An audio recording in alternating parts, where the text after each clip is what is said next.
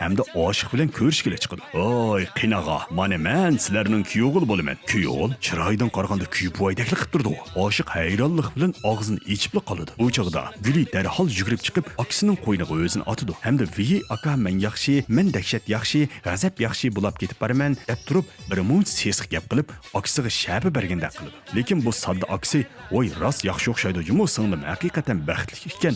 Muhabbatning rostli yosh cheklimisi yo'q o'xshaydi" deb o'ylab qilib, "Bo'ldi, sizlar o'tiraveringlar, men ketib qolay, baxtli bo'linglar" deb ketib qoldi. Akasining ketib qolganligini ko'rgan Shankar ushqandek yugurib chiqib akasining oldini to'saydi. Hamda bo'lgan ishlarni uningga tushundirmoqchi bo'ldi. Shankar mingtaslikda yerga bir nimalarni sizib turib, mahsini akasiga uqtirdi. Oshiq darhol singlisining uyiga qarab mangdi. Lekin bu chaqda muhabbatga ishtiyog'i ding turgan Rojixo'jam, "Keling jinim, biz birlikda muhabbat uchun chavoq chalayli" deb Gulini o'ziga tortib atdi. Guli bo'lsa, palampaydan yiqilib tushib, guldir dumalab, akasining putining ostiga kelib qoldi. Oshiq singlisini qutuldirish uchun mudircha Shanko bilan qattiq ilishib ketdi. Guli bo'lsa, ko'ngilda men qattiq yordam qilyapman-ku bu ishga deb, "U yoq o'tib, vayaka, bu yoq o'tib, vayaka" deb chaqirib o'ynaydi. Dal mush vaqtda Rojixo'jam xanjardan birini ilib, tiqibli vataymu ma bir nimani deb osta oshiqning kaynidan keldi. Hocamning xanjarni ilib kelayotganligini ko'rgan Guli qahr mollachi o'rnidan chachirab qopib, "Vayaka, vayaka" deb texmi qattiq vaqirash orqali ayv qilib qo'rqatmoqchi bo'ldi. Shankar bo'lsa, baldirma emas, kiyinmamas, naqli tiqibli vatganga ulguribli keldi. Rojixo'jam Shankarning bo'shqa ordashqini ko'rib, qattiq g'azablanib uni haqoratlaydi. Shankar bo'lsa, Rojixo'jamning ko'ziga tikilib turib, ichidan ming qitim uning onasiga cho'nqur salom yo'llab o'tgandan keyin Gulining qo'lidan tutib ilib qochdi. Ular qachaqash.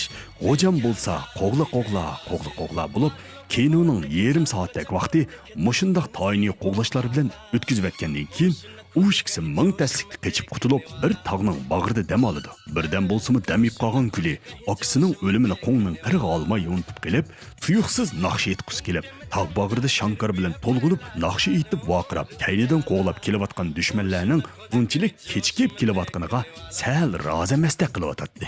Mana, dal mushchaqda pikuchardan uchib kelgan Xo'jamning odamlari bir poy etib bu qizni rozi qilib Shankarni tutib oldi. Hamda Gulining ko'z oldida Shankarning bo'yniga bir xanjar surib, xala qibla Shankarning jinnini ilib, yodini ishtirib shiridi. Bichora Guli Binri bilan bir tavsan bo'lib ishratxonaga setib o'tildi. Shankar rostili o'lganmidi? Yo'q, kim o'lsinki, Shorilxon hargizmi o'lmaydi-da.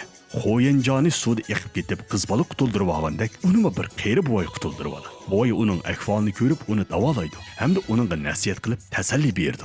"Ey bolam, sen asli bir obdan gap qila oladigan bo'la ekansa, zuvoningga birsi bir nimani tiqib o'tibdi emasmi? Mana, bugun sening zuvoningni men ochaman. Ey bichora, zuvoningga haqning ko'z tegibdi-ya." Shankar bu ishlardan qattiq ta'sirlandi. Hamda ko'z oldiga uning kichik vaqtidagi o'tmishlar xuddi kinodek bir-birlab keldi. Ya, hataka. Xuddi kinodek emas. Buning o'z bir kinogu. Rost. Shankarning dadasi bir kanishchisi bo'lib, bir kuni u konning ostida intoyin cho'ng olmasdan birini qezib chiqdi. Hamda xo'shalligida bu xush xabarni ayoliga aytdi. "Oy jinim xotin, endi biz boy bo'ldigan bo'ldik. Bugundan boshlab pochi guyruqlanmay yeydigan bo'ldik." Ular allaqachon ko'nilarning chiroyli xotining bilan puling ba hamyonini haq ko'rsatma degan gapini unutib ketgan edi.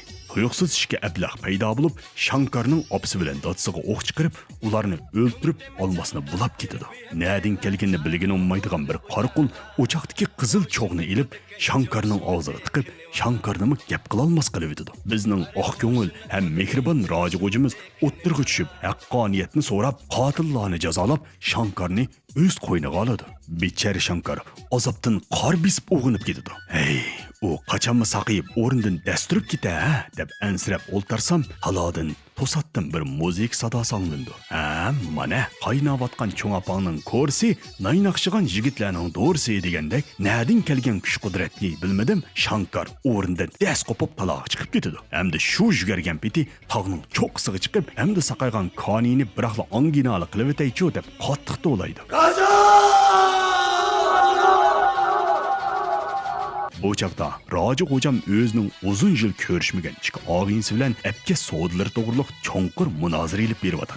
Bu ikisi bo'lsa, dal ayni vaqtda Shankarning ota-onasini o'ldirib etgan qotillar edi. Bular amaliyotda yolg'on o'lgan bo'lib, bu faqat Raja Xo'jam bilan yerlik taftish birlikda o'ynagan bir o'yin edi. Xo'jamning inisi Shanko sovrinni rangligiroq qilish uchun Benrini akab bermoqchi bo'ldi. Bu ahvolni ko'rgan kuli, "So'rim bo'lsa meni chaqirib olinglar, kechgacha Benrini ilib mangmay, menmi talog'i bir chiqib baqay, uyda o'tirib zerikmi ketdim" deb ularning kaynidan eslib mangdi. Bu bir talash tortishning orlig'ida Benriga ehtiyotsizlikdan bir pichoq tegib ketadi. Hamda bugun kechlik so'rindan quruq qoladi. Gulini bo'lsa maydonning o'ttirisiga chiqib esib qo'yib, kimlar tuqib sotadi. Dal bu paytda Shankar paydo bo'lib, Gulini ilib mangan ikki ablahning dal o'zining ota-onasini o'ldirgan qotil ekanligini ko'rib, ularning kaynidan mingishig'a Shanku to'satdan paydo bo'lib, uning oldini to'saydi. "Ha, sen qiqasqo, teqa o'lmabsan-go. Fu xo'ja kivaga o'xshamamsa?" deb qopsa, "Men burun bir qochdim, lekin hozir mangsingdek kumpam bojimo." Shokir o'zining 4 jiningsini kayni-kaynidan qo'yib berib, "Tojo" deganni o'lgirak berib, Shankuning manqisini chiqarib, beshini o'choqqa tiqib qo'ydi. Qaysar Guli bo'lsa, tuyuqsiz uyg'onib qilib, davon yo'llarda rol talishib, qatnash qoidasi darsligiga tipik bir material bo'lib berdi. Eskilarning qo'lidan qechib qutulgan Guli, raketadek yugurib kelgan Shankar bilan ko'rishib, apaq-chapaq bo'lishib ketdi. Shankar bo'lsa kayindan qo'g'lab kelgan ablahni ikki tepek bilan bo'ysundirib, uning og'zidan ayni vaqtda o'zining og'ziga cho'g'ini silib odamning asli Raja Xo'jam ekanligini bilib, qattiq g'azablanadi. Hamda bu becharamga ish chaqirtib, "Abdullah seni qo'yib etay" deb uni qo'yib etadi.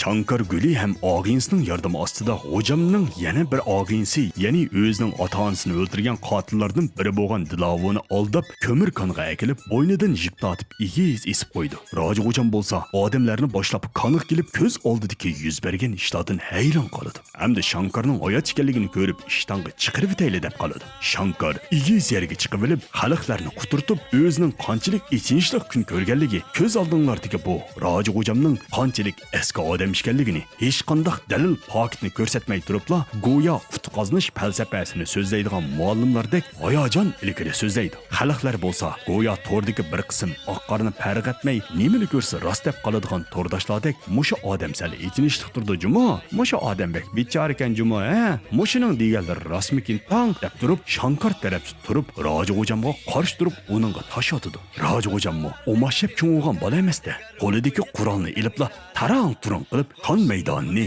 jang maydoniga o'zgartirdi. Bizning Qaysar Shankar, sen razil kuch bo'lsang, men haqqoniyatning qo'dg'usi Rambo deb turib, Raja Xo'jamni urib, boshqallasini yerib, uni qistab bir bulunga opirdi. Amal qilolmagan Raja Xo'jam yalurishga boshlaydi. Jinim bolam, men o'zim seni bir qo'lloq baqqan-go. Sen shunda yaxshi bolating-go. Nimanchi qilsa? Sana shunchalik ichim kuyatdi-go. Iching kuyamdi? Ems bugun teshingmi kuyab baqson? Shankarning qo'lidagi cho'g'i yerga tushishi bilan tang, bu yer o't dengizga aylanib, Raja Xo'jam ichi-tishi tang kuyib, oxiri pishqon bir qiyrablaq bo'lib, xotirjam ko'z yumadi. Shankar kaynidagi portlashga qarabmi qo'ymay, oldiga dodil qadamlar bilan besib ketib boradi. Dumbang toza ko'yganda alavza. Shuning bilan bu kinoimiz ahd ichida oyoqlashdi. Do'stlar, bu kinodan shuni bilib olamizki, qiyrisang obdan qiyrig'in, olmisi berib qo'niqingni terig'in degan haqiqatan to'g'ri gap edi. Yo, aytishi. Tarak. Nemanchilar teriksa, sapra bo'lma, ig'ir besi qo'lfkam. Ma bir nima, pano salonni bilmaydi-ki, tek bir ko'tulab ko'maymi deydi. Hay, bo'ldi, cho'ng emasga. Aşı bir koyunu apırıp fangday töylüsün, maşının şofusunu töylüsün. Hazı baş kızlar şu alevim hıppesin, kömdün mü açırayga, daha köçüray çıkıptı o bu bala. Lekin aka, ma göncu densen gön fakınmayma da basa.